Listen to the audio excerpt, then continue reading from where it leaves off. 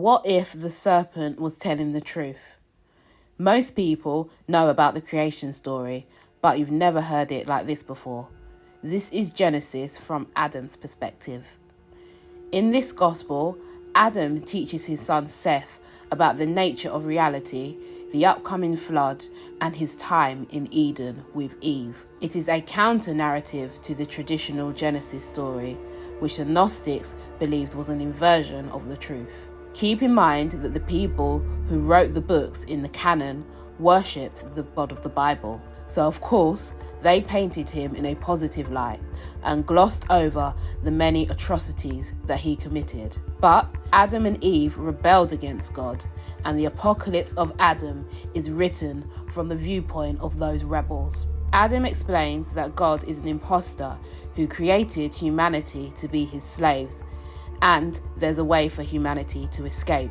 I am Shauna the artist, and I condense large and complicated topics into short and engaging videos so that you can learn something new in a matter of minutes.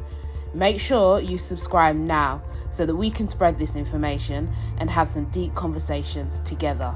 So, is God actually the devil?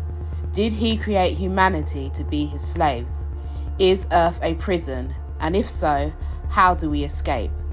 Let's see what Adam has to say. According to the apocalypse of Adam, Adam and Eve were divine and powerful, more powerful than God, and we resembled the great eternal angels, for we were higher than the God who had created us and the powers with him. To understand this fully, know that the church banned many books from the canonical Bible, and some of those books belonged to a group of Christians called Gnostics. Gnostic translates into knowledge, and this group claimed to have secret knowledge that could liberate humanity.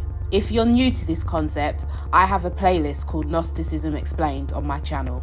There is another banned gospel called the Secret Gospel of John, and it reveals what Adam is trying to portray. It tells us that the God of the Bible is an evil imposter named Yaldabaoth, and that the true God is a perfect mind called the monad. And one of the monad's many divine expressions was a powerful and perfect human being. It is in this way that we are created in God's image. This makes humanity higher than the imposter God in the Bible. Yaldabaoth has absolutely no connection to love, compassion, or the divine. Yaldabaoth, the lord of this material world, was angered at the fact that humanity was more powerful than him. So as punishment, he trapped the perfect human being in the prison of the physical body, split it into two parts, the masculine and the feminine, and threw it into the material world as punishment. He then wiped their memories so that they would forget their divine origins, and tricked humanity into believing that it was the one true God. Yaldabaoth demands blind faith and constant worship, all while making humanity its slaves. The Gnostics referred to this as the two tombs, the tomb of the limiting physical body and the tomb of the material world. They intended to make him anew, this time from earth, water, fire, wind, which are matter, darkness, desire, the artificial spirit.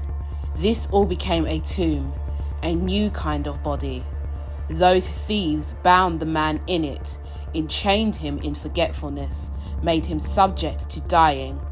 His was the first descent and the first separation. God places Adam and Eve in the Garden of Eden to be his slaves, but the Gnostic Eden is nothing like the paradise described in the Bible. It says, "Their food is bitter, their beauty is corrupt, their food is deceit, their trees are ungodliness, their fruit is poison, their promise is death." As I'm sure you know, there are two trees planted in the Garden of Eden, the tree of life and the tree of knowledge. Adam and Eve can eat from any tree except from the tree of knowledge. Did anybody else question why God would forbid knowledge? The Gnostics concluded that it was because the God of the Bible was evil and jealous and didn't want Adam and Eve to realize how powerful they were. So, there are two trees, the tree of life, which is not forbidden, and the tree of knowledge, which is forbidden. The Gnostics believed that the tree of life was there to further trap humanity by keeping them in a low vibrational state so that they cannot overcome their animal-like instincts. They believed that the tree of life was something that infected humanity with an artificial spirit. This is what we now call the Jungian shadow, or the reptilian brain. It is instinct and desire, or the 4 Fs: fighting, fleeing, feeding, and fornicating. The Secret Gospel of John says, "Their root is bitter, its branches are dead, its shadow is hatred, its leaves are deception. The nectar of wickedness is in its blossoms, its fruit is death, its seed is desire, its flowers in the darkness. Those who eat from it are denizens of Hades. Darkness is in their resting place." In contrast to this, there is the tree of knowledge of good and evil. The Gnostics believed that this tree represented love, reasoning, intuition, optimism, mercy, and trust, which are emotions that can only be accessed at a higher vibration. It's what the Gnostics called epinoia, which represents the power of thought, imagination, and inventiveness, and it is associated with the neocortex. As you can see, these two trees couldn't be more different, and the evil creator god Yaldabaoth is trying to keep humanity in a passive, animal-like state and to stop them from attaining knowledge, because he knows that if they do, they will become aware of their own divinity and realize that they are more powerful than him. According to the Gnostics, it wasn't the devil who tempted Adam and Eve to eat from the tree. It was Jesus Christ. He wanted humanity to escape.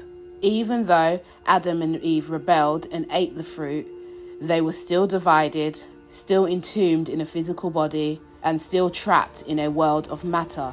And they were constantly under spiritual attack from Yaldabaoth. In the Apocalypse of Adam, Adam is retelling this experience to his son Seth. This is important. The Bible tells us that Adam has 3 sons, Cain, Abel, and Seth. The Gnostics believed that Cain and Abel's father wasn't Adam, and that they were born from the rape of the evil god Yaldabaoth, and Seth was Adam's only biological son. He symbolizes the reunion of the divine feminine and masculine, which had been planted within their son Seth. This was very important to the Gnostics, and those who believed in this were called Sethians. They believed that most people were killed in the Great Flood, but some of Seth's descendants survive and go on to populate half of the human race. Symbolically, this means that many of us are divine and have the power to escape the material world. Now, back to the Apocalypse of Adam. Adam then goes on to warn Seth about the flood, which hasn't happened yet. In the Bible, God sends down a flood to drown everyone except for Noah and his family, because the rest of the world is sinful and Noah is obedient. Adam tells Seth that this is a lie, and the real reason Yaldabaoth will send the flood is because he is frustrated that Seth's descendants will rebel against him and refuse to submit to him. This is because Seth's descendants know intuitively that there is something very wrong with the world that Yaldabaoth has created. But Yaldabaoth sees that Noah and his family will blindly serve him. So Yaldabaoth sells down a flood to drown the entire world except for Noah and his family and the animals on the ark. But, unbeknown to Yaldabaoth, angelic light beings called Aeons save Seth's descendants by hiding them in a cloud of light. After the flood, Yaldabaoth strikes a deal with Noah. He promises him that if he continues to be his slave and repopulate the earth with more slaves, he will give the earth to Noah and make them powerful rulers.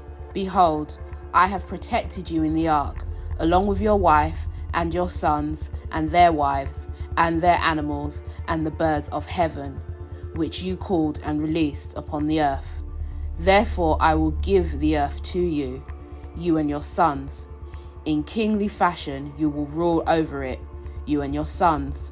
And no seed will come from you of the men who will not stand in my presence in another glory. Noah agrees to this and tells his sons of the deal that he has struck with the devil, God. My sons, listen to my words. Behold, I have divided the earth among you, but serve him in fear and slavery all the days of your life. Let not your seed depart from the face of God the Almighty. Again, has anybody else questioned why we are told to fear God, or is it just me? Then Seth and his descendants are returned to the earth from the clouds, and Yaldabaoth becomes angry because he believes that Noah betrayed him. Noah then tells Yaldabaoth, I have no idea who these kids are or where they came from. Why have you departed from what I told you?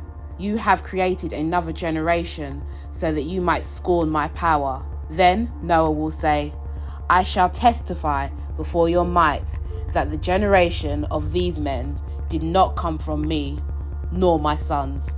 The Gnostics believed that the earth is populated by two groups, the Sethians, who refuse to submit to Yaldabaoth and who are working to free themselves and others out of the trap of the material world, and those who have chosen the opposite path, who have made a deal with the devil and who have become slaves to this system. It is symbolic. We have mainstream Christianity, which is focused on sin, repentance and blind faith, and Gnostic Christianity, which is about knowledge, seeing through the illusion of the material world and becoming like God. The Gnostics were great philosophers, and they liked to look at things metaphorically, and they considered a range of different possibilities when forming their beliefs.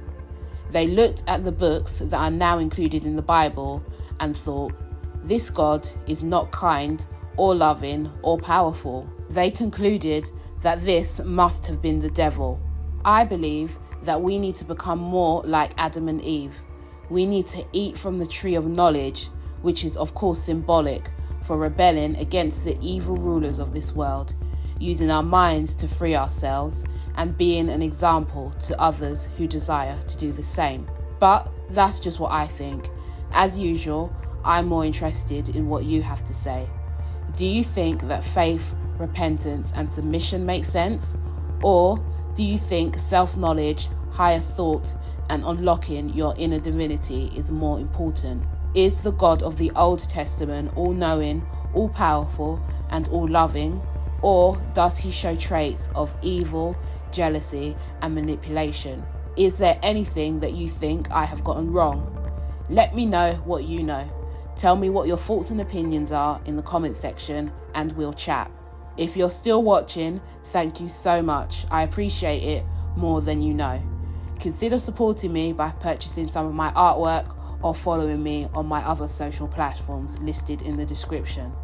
Like and subscribe if you haven't already so that we can reach more people and have some deep conversations. Thank you, my friends.